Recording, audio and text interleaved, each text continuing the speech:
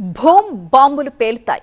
బాంబులంటే అట్టాంటి బాంబులు కాదు, ఆటం బాంబులు అంటూ అప్పట్లో డైలాగులు పేల్చారు మంత్రి పొంగులేటి శ్రీనివాసరెడ్డి. ప్రతిపక్ష నేతలతో బాంబుల మంత్రి అని కూడా పిలిపించుకున్నారు ఆయన.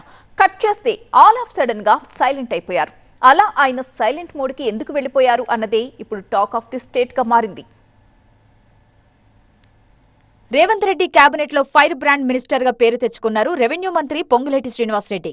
ఆయన మాట్లాడే మాటలు పొలిటికల్ హీట్ ను అమాంతం పెంచేస్తాయి. ఒకసారి దసరాకు బాంబులు పేలతాయంటారు, మరోసారి దీపావళికి టపాసుల జాతరే అంటారు, ఇంకోసారి విపక్ష నేత అరెస్టు తప్పదని కామెంట్ చేస్తారు. ఇటీవల ఆయన ఏం మాట్లాడినా చిరిగి చాటంతయి చాపంత అవుతుంది. కాంట్రవర్సీకి కేర్ ఆఫ్ అడ్రస్ గా మారారు ఆయన.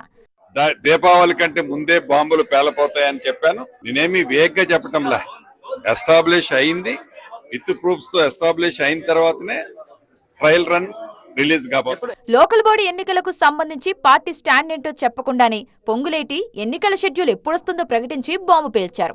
ఆయన చేసిన వ్యాఖ్యలు విపక్షాలకు అస్త్రాలుగా మారాయి. దీంతో లోకల్ బాడీ ఎన్నికల్లో బీసీలకు 42% రిజర్వేషన్ అమలు చేస్తామన్న హామీకి విరుద్ధంగా కాంగ్రెస్ ఎన్నికలకు వెళ్తుందంటూ ప్రతిపక్షాలు కాంగ్రెస్ పై మాటల దాడి చేశాయి.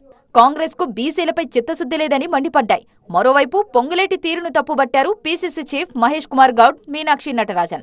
తొందరపాటు ప్రకటన చేసి పార్టీని ఇబ్బందులు పెట్టారని ఫోన్ చేసి మరీ వార్నింగ్ ఇచ్చినట్టు సమాచారం. మరోవైపు తమ నియోజకవర్గాల్లో అభివృద్ధి పనులకు బిల్లులు చెల్లించకుండా ఇబ్బంది పెడుతున్నారని పలువురు కాంగ్రెస్ ఎమ్మెల్యేలు అధిష్టానానికి ఫిర్యాదు చేశారు. గత నెల ఢిల్లీ వెళ్లిన పొంగులేటి శ్రీనివాసరెడ్డి ఏఐసీసీ అధ్యక్షుడు మల్లికార్జున ఖర్గేను కలిశారు.